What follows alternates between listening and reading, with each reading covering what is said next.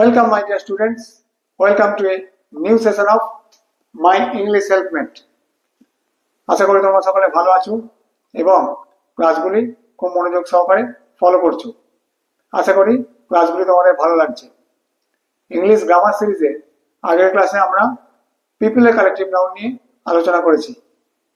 এই ক্লাসে কালেক্টিভ নাউন্সের 3 নম্বর ক্লাসে সেশন 3-তে আমরা থিংস এর কালেক্টিভ নাউন নিয়ে আলোচনা করব।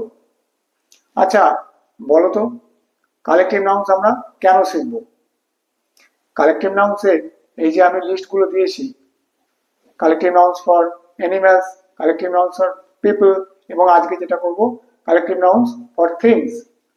এই যে কালেক্টিভ নাউনগুলি আমরা শিখছি, এটা আমাদের কিসে প্রয়োজন? এইগুলি আমাদের শুধু যে ক্লাসের পরীক্ষাতেই সাহায্য করবে তা নয়, ক্লাসের পরীক্ষাতেই যে কালেক্টিভ নাউন্সের টার্মগুলি পড়ে তা নয়, এরপরে ভবিষ্যতে বিভিন্ন কম্পিটিটিভ এক্সামে চাকরি পরীক্ষা দিতে গেলেও কালেক্টিভ নাউন্স আমাদের দরকার পড়বে। শুধু তাই নয়, এগুলি কি করবে? ইংরাজি ভাষার উপরে আমাদের দখল বাড়াবে। একটা ভাষা তখনই শুনতে ভালো লাগে যখন আমরা তার মধ্যে কিছু অলংকার প্রয়োগ করি। এই কালেক্টিভ নাউন্সগুলি, এই টার্মগুলি অনেকটা ইংরাজি ভাষার অলংকারের মতন। এগুলি আমাদের স্টক অফ ওয়ার্ডস বাড়াবে এবং আমাদের ইংরাজি ভাষাকে অলংকার সমৃদ্ধ করবে, ভাষাটাকে শুনতে ভালো লাগবে। চলো তাহলে আর দেরি না করে শুরু করা যাক। Let us start our class. দেখো এখানে আমি collective nouns for things, things এর কালেক্টিভ নাউনের লিস্ট একটি দিয়ে দিয়েছি। এই লিস্টটি তোমরা খাতায় নোট করে নাও। আগের যে দুটি ক্লাস করেছি কালেক্টিভ নাউনের, অ্যানিম্যালস এবং পিপল, সেখানেও যেমন লিস্ট দিয়ে দিয়েছিলাম, থিংস এর ক্ষেত্রেও কালেক্টিভ নাউন্সের একটি লিস্ট আমি দিয়ে দিয়েছি। এই লিস্টটি তোমরা খাতায় নোট করে নাও। এরপর আমরা এক একটি কালেক্টিভ নাউন ধরে ধরে আলোচনা করব।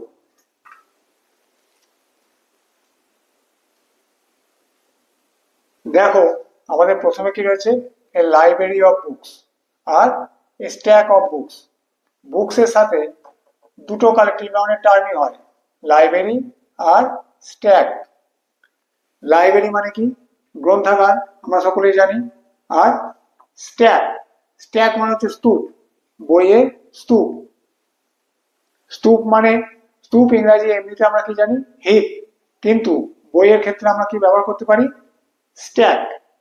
বোঝা গেল?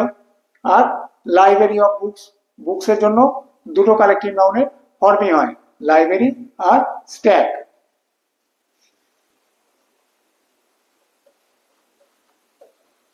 He has a library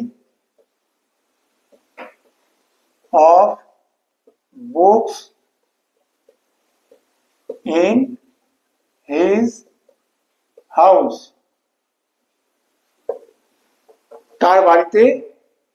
তার বাড়িতে একটি বইয়ের লাইব্রেরি আছে, গ্রন্থাগার আছে, বইয়ের গ্রন্থাগার আছে।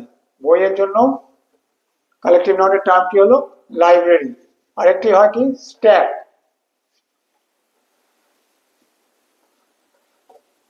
এ স্ট্যাক অফ বুকস, বইয়ের একটি স্তূপ, is placed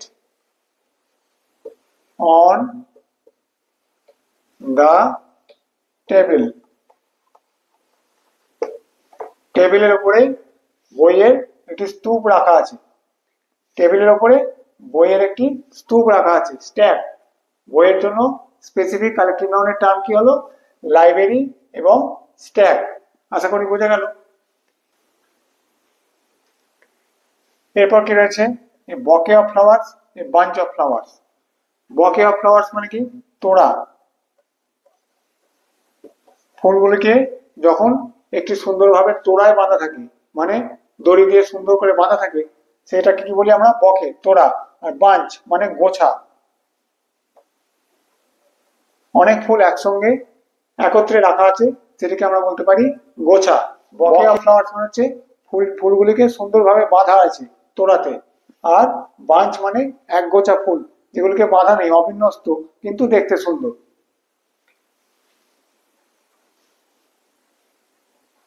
Satish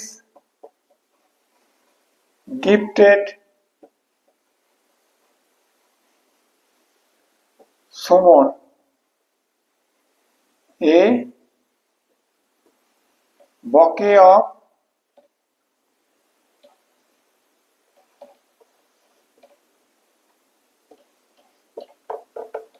flowers on his birthday. Satish সুমনের বার্থডেতে সুমনকে একটা ফুলের তোড়া উপহার দিল, বকে অফ ফ্লাওয়ার্স, আর গোছা। she collected a bunch of flowers from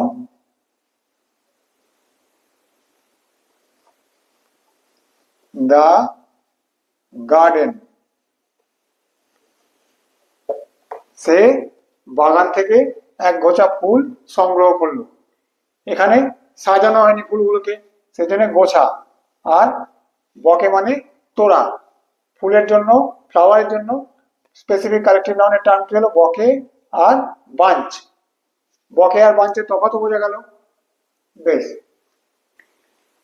এরপর আমাদের কি রয়েছে, a range of mountains, A chain of mountains.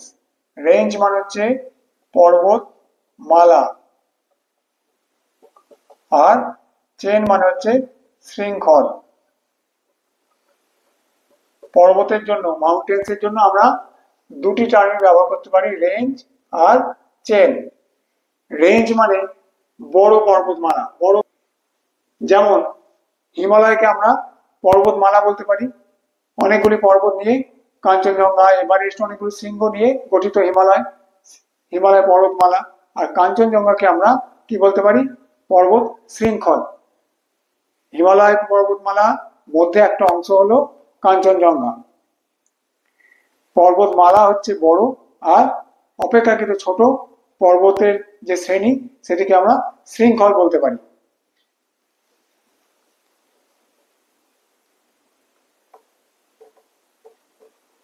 The Himalayan range is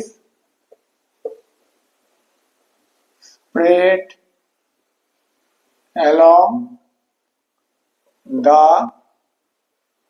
northern region of India. ভারতবর্ষের উত্তরাঞ্চল জুড়ে হিমালয় পর্বতমালা বিস্তৃত। হিমালয়ান রেঞ্জ বড় একটা পর্বতের শ্রেণী, আর চেন শৃঙ্খল। হিমালয় পর্বতের মধ্যে একটা অংশ হলো কাঞ্চনজঙ্ঘা, সেটিকে আমরা শৃঙ্খল বলে অভিহিত করতে পারি।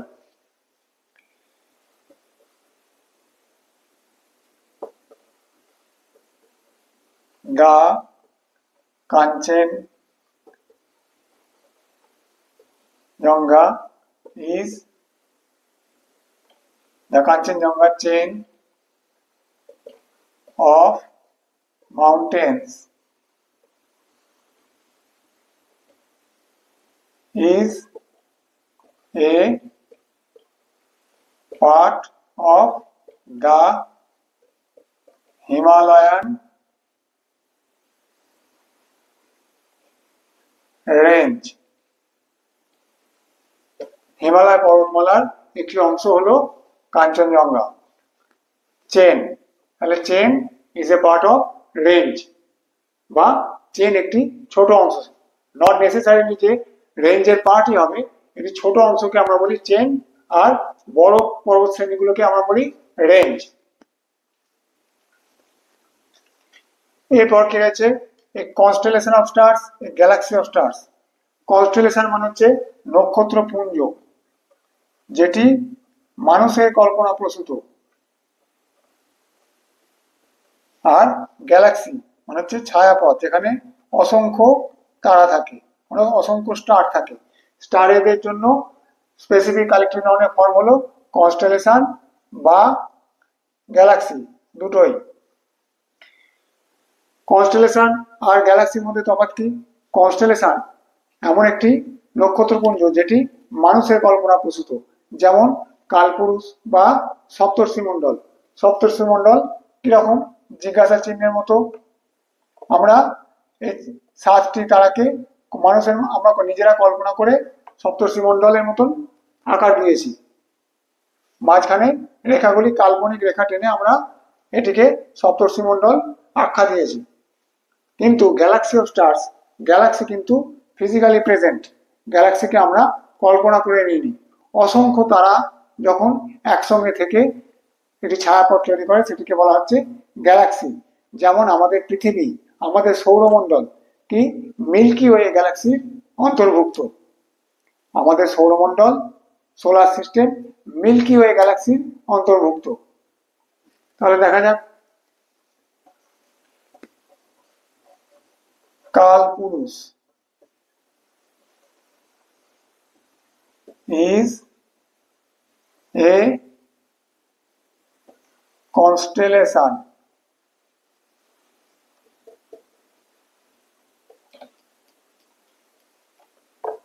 of stars in the form of a hunter. শিকারীর বেশে কালপুরুষের যে নক্ষত্রপুঞ্জ তার ছবিটা কিরকম? অনেকটা শিকারীর মতন। কনস্টেলেশন, কালপুরুষকে একটা কনস্টেলেশন বলা যায়। আর galaxy, our solar system is a part of the Milky Way galaxy of stars. আমাদের সোলার সিস্টেম বা সৌরমণ্ডল মিল্কি ওয়ে গ্যালাক্সির অন্তর্ভুক্ত। গ্যালাক্সি হলো অসংখ্য নক্ষত্র সমাহার। বোঝা গেল? এরপর কি রয়েছে আমাদের? এ কুইভার অফ অ্যারো। অ্যারো মানে আমরা জানি তীর, আর কুইভার মানে হচ্ছে তুনীর। তীরগুলি যেখানে রাখা হয়, তুনীর যার মধ্যে তীরগুলিকে রাখা হয় তাকে বলে তুনীর, কুইভার। অনেক তীর যেখানে একসঙ্গে রাখা হয়। Do not use all the arrows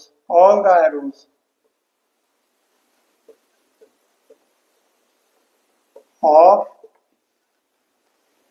your quiver. তোমার তুনীরের সমস্ত তীর খরচ করে ফেলো না, মানে তোমার হাত থেকে সমস্ত অস্ত্র ব্যবহার করে ফেলো না, কিছু জমিয়ে রেখে দাও। Do not use all the arrows of your quiver. তোমার তুনীর থেকে সমস্ত তীরগুলিকে খরচ করে ফেলো না। অ্যারোজ এর জন্য স্পেসিফিক কালেকটিভ নাউনের টার্ম হলো কুইভার। বোঝা গেল? এ বাঞ্চ অফ কিজ, গোছা, চাবির গোছা। C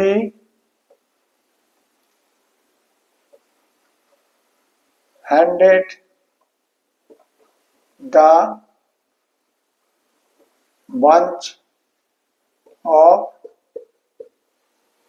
keys over to her daughter-in-law.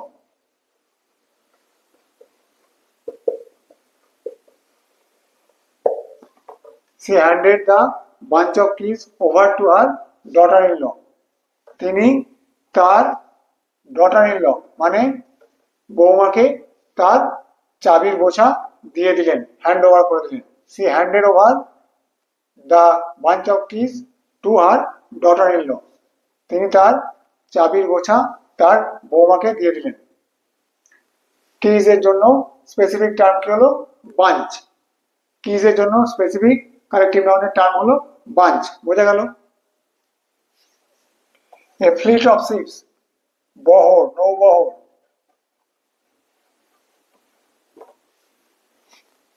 Ships এর জন্য স্পেসিফিক কালেকটিভ নাউনের টার্ম কি হলো? ফ্লিট। শিপস এর জন্য আমরা কি ব্যবহার করব? Fleet.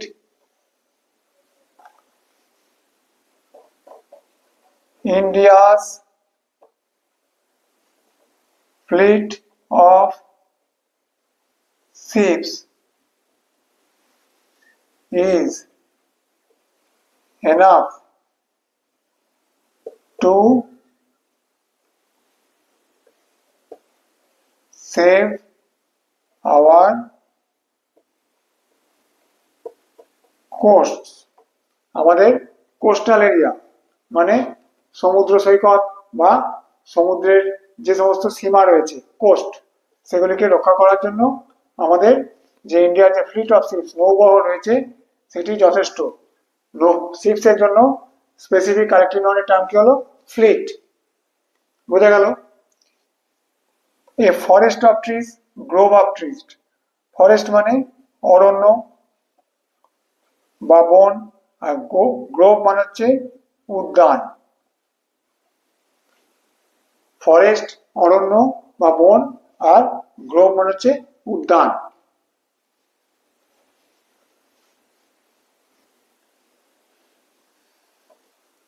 The path leads to a forest of trees. এই পথটা কোথায় যায়? এটা বনের মধ্যে প্রবেশ করে। The path leads to a forest of trees. Tree, forest tree নিয়েই গঠিত হয়। বনে প্রচুর গাছ আছে বলে সেটি বন। তাহলে ফরেস্টে ট্রি এর জন্য স্পেসিফিক কালেকটিভ নাউনের টার্ম কি হলো? ফরেস্ট। ট্রি এর জন্য আরেকটি কালেকটিভ নাউনের টার্ম কি হলো? গ্রোভ। গ্রোভ মানে আমরা কি বললাম? উদ্যান। ট্রি এর জন্য দুটি কালেকটিভ নাউনের টার্ম রইল, সেটি হলো একটা গ্রোভ আর একটি হলো forest.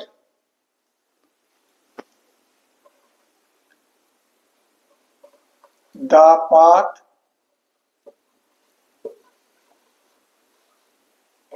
goes through a grove of trees. এই পথটি একটি উদ্যানের মধ্যে দিয়ে গেছে। Grove of trees. ট্রিজ এর জন্য স্পেসিফিক কালেকটিভ নাউনের টার্ম কি হলো? গ্রোভ আর ফরেস্ট। আশা করি বোঝা গেল। এরপর আমাদের কি রয়েছে? এ ফ্লাইট অফ স্টেয়ার্স। স্টেয়ার্স মানে আমরা কি জানি? সিঁড়ি। সিঁড়ি দিয়ে আমরা কি স্টেপ বাই স্টেপ, একটি করে স্টেপ উঠে উঠে আমরা উপরে উঠি, সেই জন্য ফ্লাইট। ফ্লাইট মানে উড়ান, আস্তে আস্তে আমরা উপরে উঠি যেটা দিয়ে, সেই জন্য স্টেয়ার্স এর জন্য কালেকটিভ নাউন হলো flight. A flight of stairs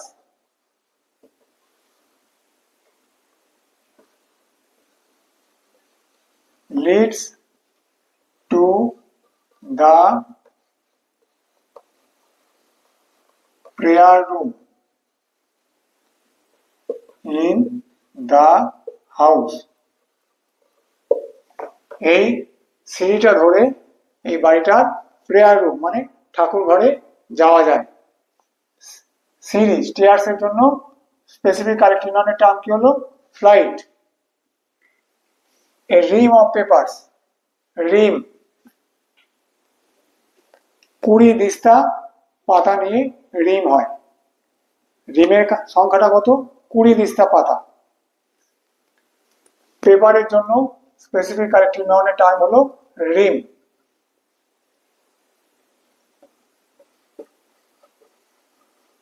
A ream of papers is needed to complete the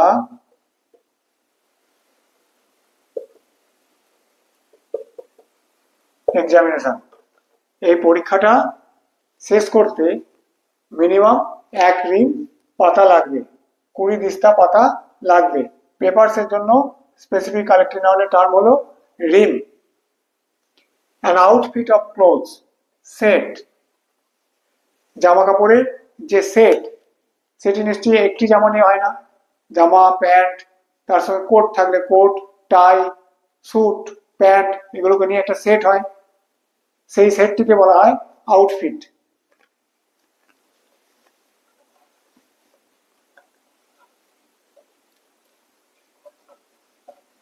He has bought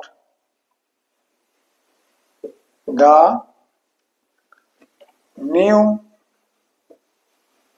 outfit of clothes for the festival. উৎসবের জন্য সে একটা জামা কাপড়ের নতুন সেট কিনেছে, আউটফিট। ক্লোথসের জন্য যখন সেট, তখন সেটাকে আউটফিট বলা হয়। ক্লোথসের জন্য স্পেসিফিক কালেক্টিভ নাউনের টার্ম হলো সেট অফ ক্লোথসের জন্য স্পেসিফিক কালেক্টিভ নাউনের টার্ম হলো outfit. A wardrobe of clothes মানে অনেক কালেকশন, ক্লোথসের অনেক কালেকশন, একটা ক্লোথস নয়, কালেকশন, সংগ্রহ। একটা ওয়ার্ড্রোবের মধ্যে অনেক রকম, অনেক ক্লোথ থাকে, অনেক জামা কাপড় থাকে, সেই কালেকশনটিকে বলা হচ্ছে wardrobe. He has a wardrobe of costly clothes.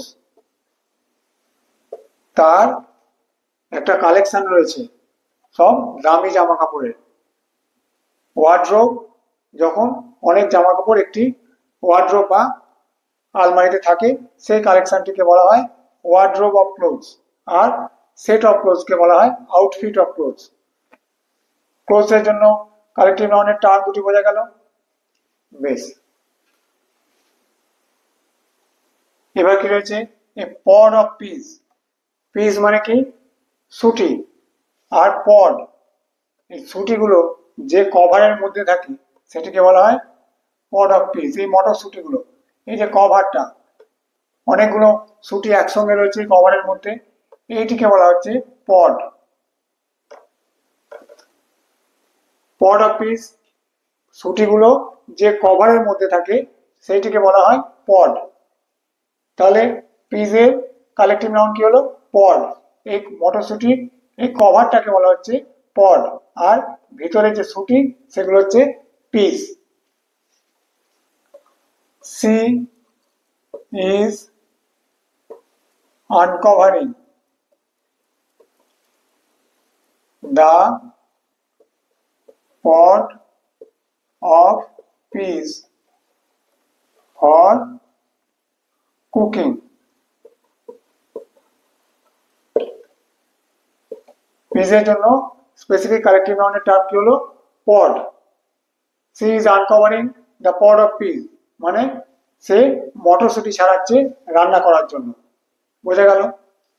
A bunch of grapes, থোকা, এক থোকা আঙুর।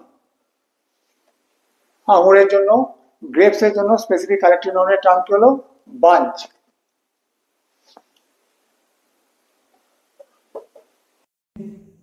What is bunch of grapes from the market? বাজার থেকে সে এক থোকা আঙুর কিনে এনেছে। গ্রেপসের জন্য স্পেসিফিক কালেক্টিভ নাউনের টার্ম কি হলো? Bunch. A collection of coins, সংগ্রহ। মুদ্রা কয়েন্স এর জন্য কালেকটিভ নাউনের টার্ম হলো collection. He has a collection of coins of different countries.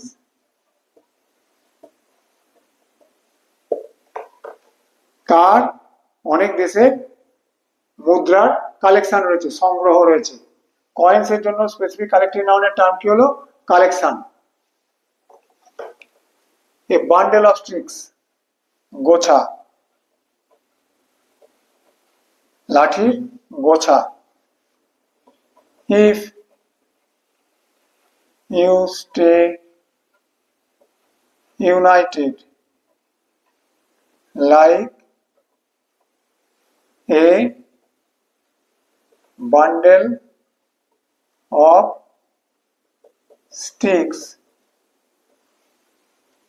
you will be safe.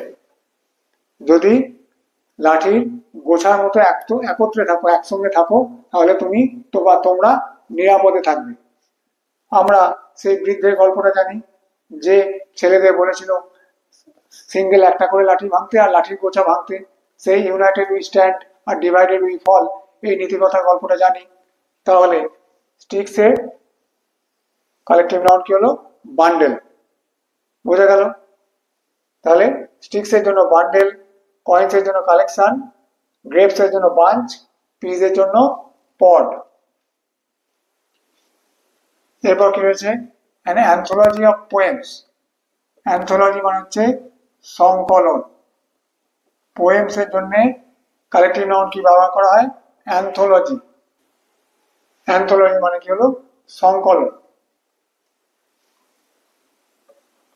অনেক কবিতা যখন একটি বইয়ের মধ্যে থাকে সেটিকে আমরা সংকলন বলতে পারি। অনেকগুলি কবিতা একসঙ্গে একত্রে রাখাকে আমরা সংকলন বলি, অ্যান্থোলজি। পোয়েমস এর জন্য স্পেসিফিক কালেকটিভ নাউনের টার্ম হলো anthology. The anthology of poems contains poems written by different poets. এই অ্যান্থোলজি, যে সংকলনটা, এই কবিতার যে সংকলন, তার মধ্যে অনেক কবি লেখা কবিতা রয়েছে। পোয়েমস এর জন্য স্পেসিফিক কালেকটিভ নাউনের টার্ম হলো anthology. A string of pearls, Mala,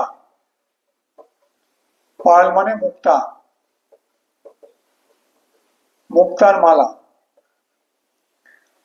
Her mother gifted her a string of pearls on her birthday। তার জন্মদিনে তার মা তাকে একটি মুক্তার মালা, স্ট্রিং অফ পার্লস, পার্লস এর জন্য স্পেসিফিক কালেকটিভ নাউনের টার্ম কি হলো স্ট্রিং। তার জন্মদিনে তার মা তাকে একটি string of pearls, Muktar Mala gift করলেন।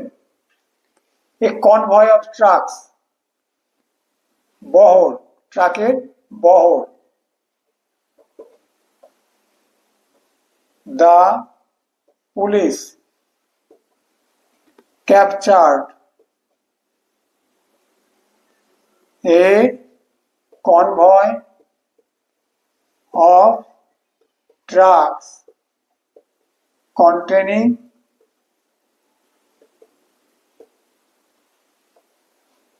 illegal drugs। পুলিশ একটা ট্রাকের বহর আটক করেছিল, যেটাতে কি ছিল বেআইনি ড্রাগ, ওষুধ, বেআইনি ড্রাগ ছিল। ট্রাকস এর জন্য স্পেসিফিক কালেকটিভ নাউনের টার্ম কি হলো convoy. A pack of cards set, cards মানে তাস, তাসের যে বাক্স, তাসের যে বাক্স সেটটা তাকে বলা হয় pack. She pulled out a pack of cards from her almirah. সে তার আলমারি থেকে একটা তাসের সেট বার করলো। প্যাক অফ কার্ডস, কার্ডস এর জন্য স্পেসিফিক কালেক্টিভ নাউনের টার্ম কি হলো? প্যাক। এরপর আমাদের কি রয়েছে? A garland of sonnets. Sonnet কি? 14 লাইনের কবিতা। A poem of 14 lines with a specific rhyme scheme. একটা ছন্দ রয়েছে, 14 লাইনের কবিতা, একটা ছন্দ রয়েছে। বিভিন্ন ধরনের সনেট হয়, সনেট নিয়ে যদি আমরা কোনোদিন আলোচনা করি তখন জানবো সনেট বিভিন্ন ধরনের হয়। এখন আমরা কি জানি? 14 লাইনের কবিতায় যার একটা স্পেসিফিক রাইম স্কিম রয়েছে। A garland of sonnets, sonnets এর সঙ্গে কি কালেক্টিভ নাউন হয়? গার্ল্যান্ড, মালা।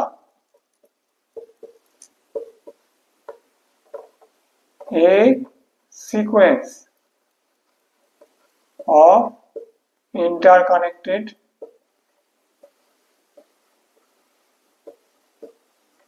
বা related sonnets, একে অপরের সঙ্গে সম্পর্কযুক্ত। এই যে এই একটা গার্ল্যান্ড অফ সনেটস মানে একটা সিকোয়েন্স রয়েছে, সনেটের অনেকগুলি সনেট রয়েছে যেগুলি একে অপরের সঙ্গে সম্পর্কযুক্ত, সিকোয়েন্সিয়ালি প্রেজেন্ট করা হয়েছে। সনেটগুলোকে একটার পর একটা নাম্বার 1 2 3 করে প্রেজেন্ট করা হয়েছে। সেই সনেটগুলি একটি অপরের সঙ্গে সিকোয়েন্সিয়ালি যুক্ত, সেই ধরনের সনেটকে কি বলা হয়? A garland of sonnets.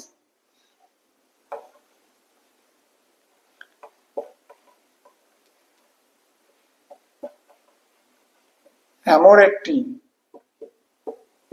By Spencer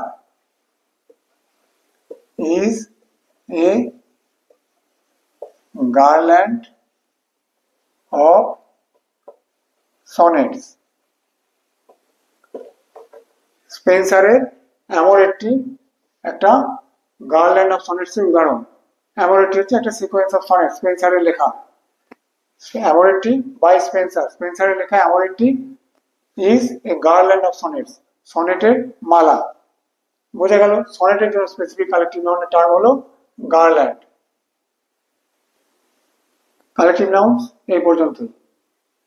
আমরা অ্যানিম্যালস, পিপল এবং থিংস এর কালেক্টিভ নাউনের যে লিস্টটি দিয়ে দিয়েছি, আশা করি তোমরা খাতায় নোট করে নিয়েছো।